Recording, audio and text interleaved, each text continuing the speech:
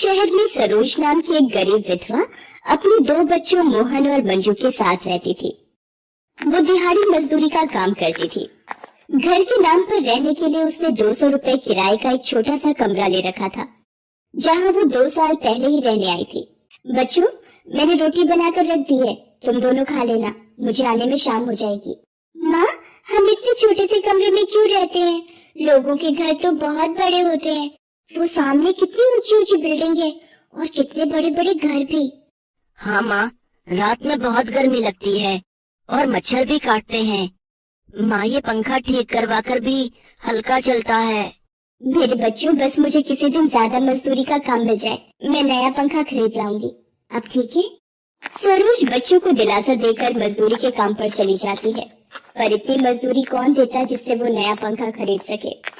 बेचारी सरोज इसी तरह दोनों बच्चों को रोजाना समझा बुझा देती थी। पता नहीं पंखा मैं कब तक खरीद पाऊंगी। चूल्हे पर रोटी बनाते समय गर्मी और घुटन बहुत हो जाती है। क्यों ना ये चूल्हे के ऊपर की खिड़की खोल दूं तो धुआं बाहर चला जाएगा। सरोज सफाई में लग जाती है। जहाँ पर वो चूल्हा जलाती थी उसी के ऊपर एक खिड़की पर बहुत ही पुरानी तस्वीर टंगी थी। वो उसे साफ करने लगती है।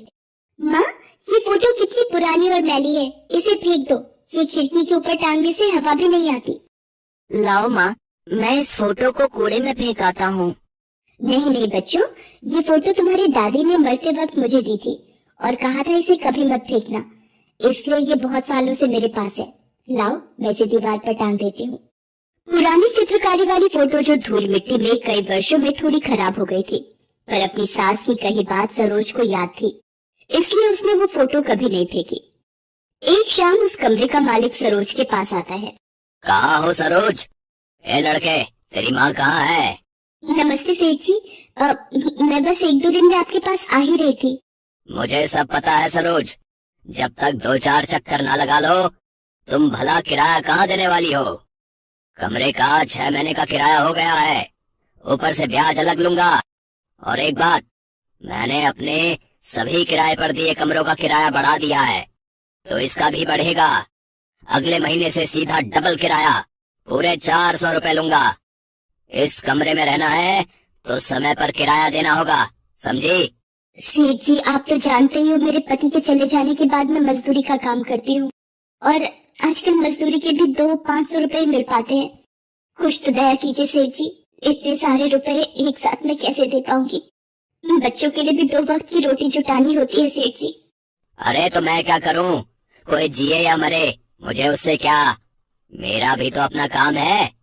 ऐसे लोगों पर दया करने लगा तो वो दिन दूर नहीं जब मैं खुद ही सड़क पर आ जाऊंगा।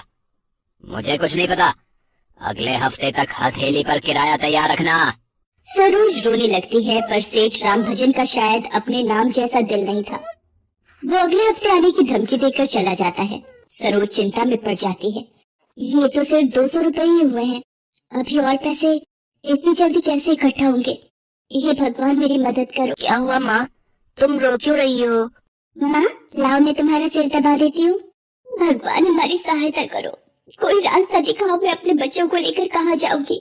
सरोज मंजू और मोहन को गले से लगाकर रोने लगती है। तभी दरवाजे के खटकने की आवाज आती है। एक्सक्यूज मी, कोई है? मोहन बेटा, देखना दरवाजे पर कौन है। मोहन दरवाजा खोलता है। दरवाजे पर कुछ लड़के लड़कियां खड़े होते हैं। जी कहिए, क्या काम है आपको? किससे मिलना है? रोहित, शाइना, मुझे लगता है हमने गलत दरवाजा बजा दिया है। जी, वो हमें किसी ने बताया था कि यहाँ खाने का होटल है।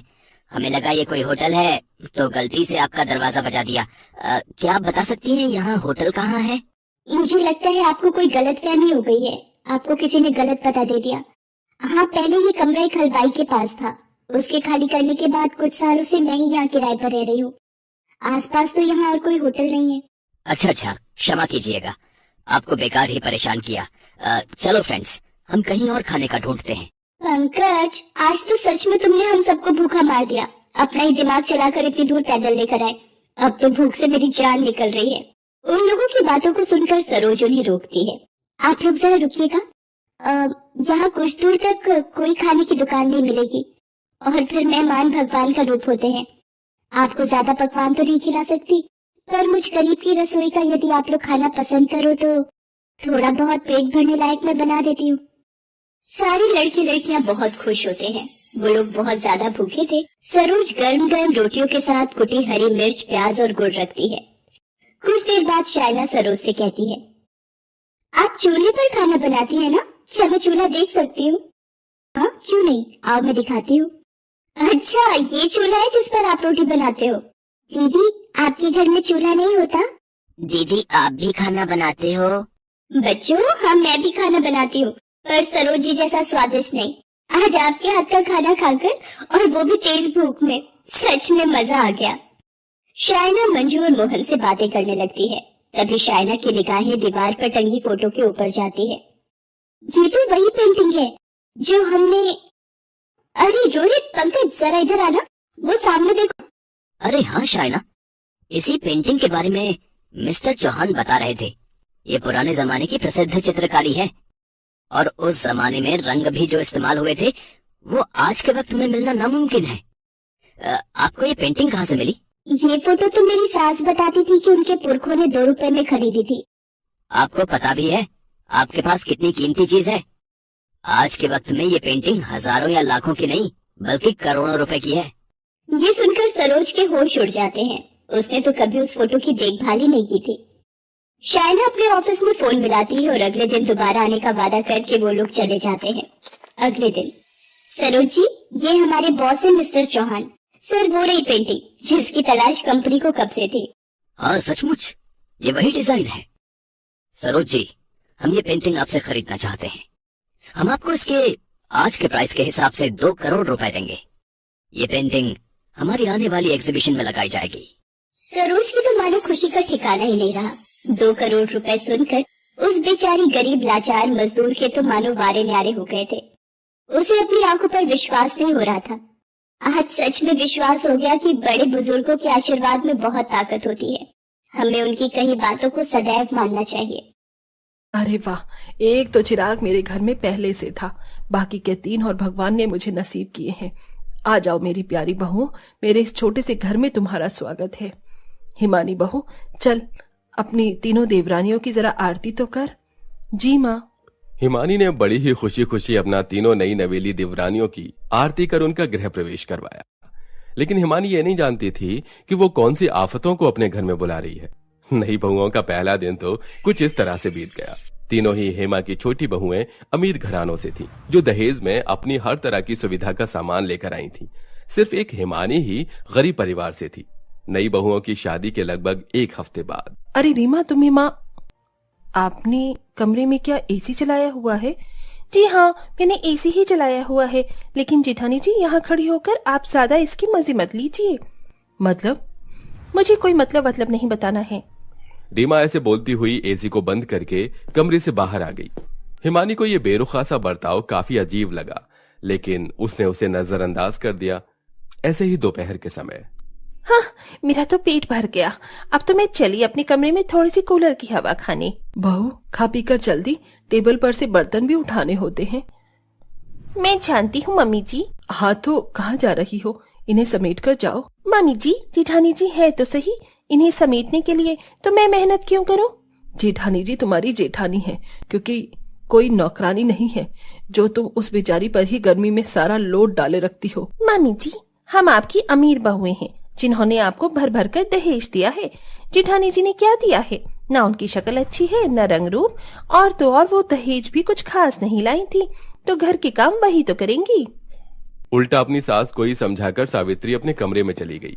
तीनों छोटी अमीर बहुएं यही करती थीं। सारा दिन बेचारी हिमानी ही कामों में लगी रहती थी और तीनों अमीर बहुएं अपने अपने कमरों में कोई एसी चलाकर तो कोई कूलर पंखे में ही अपना समय गुजार देती थी। हिमानी के कमरे में किसी भी तरह के कूलर और एसी की सुविधा नहीं थी। एक पंखा उसके कमरे में लगा हुआ था जो ठीक से हवा नहीं देता था। ऐसे ही सिलसिला जारी था। तीनों देवरानियां गर्मी में अपने कमरों में से निकलती भी नहीं थी और बेचारी हिमानी ही पागलों की तरह घर के सारे काम करती रहती। हिमानी, कहाँ जा रही हो? माँ जी, मैं खाना बनाने जा रही थी। तू खाना क्यों बनाएगी?